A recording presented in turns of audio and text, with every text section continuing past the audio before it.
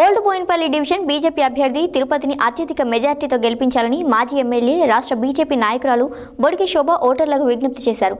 కుకట్పల్లి నియోజకవర్గ పరిధిలోని old Boinpally division అభ్యర్థి ఏనుగుల తిరుపతి బుధవారం నిర్వహించిన ఎన్నికల ప్రచారంలో బొడిగి శోభ పాల్గొని మాట్లాడారు.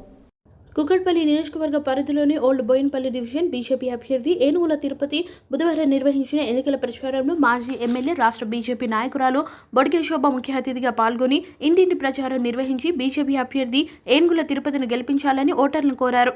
అదేవిధంగా డివిజన్లోని దుబాయ్ గేట్ వద్ద ఉన్న ప్రధాన రహదారిపై వైష్ణవిదేవి ఆలయంలో ప్రత్యేక పూజలు నిర్వహించారు.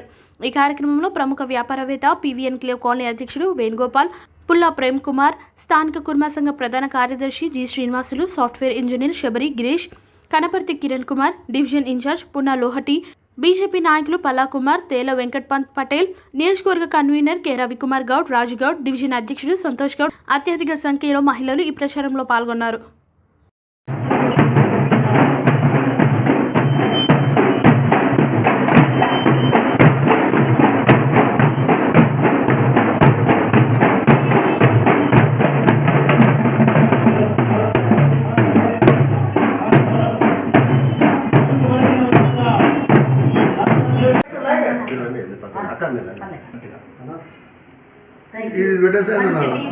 మంచి దేవుడు ప్రసాదం ఇచ్చారు అన్న, దయచేయండి తిరుపతిని గెలిపించండి.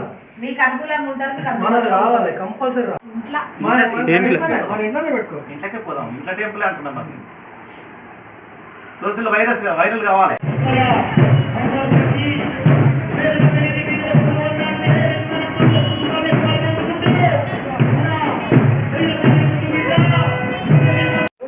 వాడు చేసుకున్నది వాళ్ళ కాళ్ళ కిందకి వచ్చింది. ఇప్పుడు వాడు దుబాక కంటే ముందు మేము రెడీగా ఉన్నాం ఎలక్షన్లకు అని చెప్పి ఎలక్షన్ కమిషన్ వాడు విరగిపోయాడు. దుబాక మాదే అన్నట్టు దుబాక కాగానే కథం అంటే అంతలోనే ఎలక్షన్ కమిషనర్ డిక్లేర్ చేసి